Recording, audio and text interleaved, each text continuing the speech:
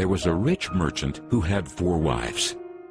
He loved the 4th wife the most, and adorned her with rich robes and treated her to delicacies. He took great care of her and gave her nothing but the best. He also loved the 3rd wife very much. He's very proud of her and always wanted to show off her to his friends. However, the merchant is always in great fear that she might run away with some other men. He too loved his 2nd wife. She is a very considerate person, always patient, and in fact is the merchant's confidant. Whenever the merchant faced some problems, he always turned to his 2nd wife, and she would always help him out and tide him through difficult times. Now the merchant's 1st wife is a very loyal partner and has made great contributions in maintaining his wealth and business, as well as taking care of the household. However, the merchant did not love the 1st wife, and although she loved him deeply, he hardly took notice of her. One day, the merchant fell ill. Before long, he knew that he was going to die soon. He thought of his luxurious life and told himself, "Now I have 4 wives with me, but when I die, I'll be alone. How lonely I'll be." Thus, he asked the 4th wife, "I love you most, endowed you with the finest clothing and showered great care over you. Now that I'm dying, will you follow me and keep me company?" "No way," replied the 4th wife, and she walked away without another word.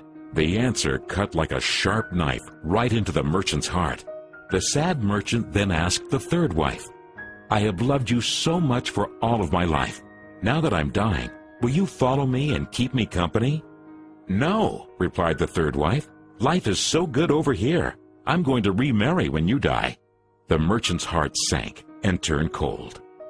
He then asked the 2nd wife, "I always turn to you for help, and you've always helped me out. Now I need your help again.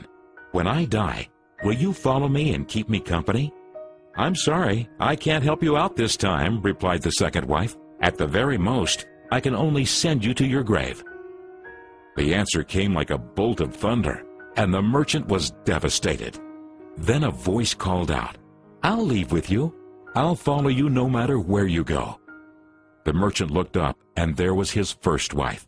She was so skinny, almost like she suffered from malnutrition. Greatly grieved, the merchant said, "I should have taken much better care of you while I could have."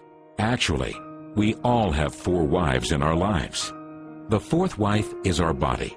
No matter how much time and effort we lavish in making it look good, it'll leave us when we die. Our 3rd wife? Our possessions, status, and wealth. When we die, they all go to others. The 2nd wife is our family and friends. No matter how close they had been there for us when we're alive, the furthest they can stay by us is up to the grave. The 1st wife is in fact our soul, often neglected in our pursuit of material, wealth, and sensual pleasure. Guess what? It is actually the only thing that follows us wherever we go.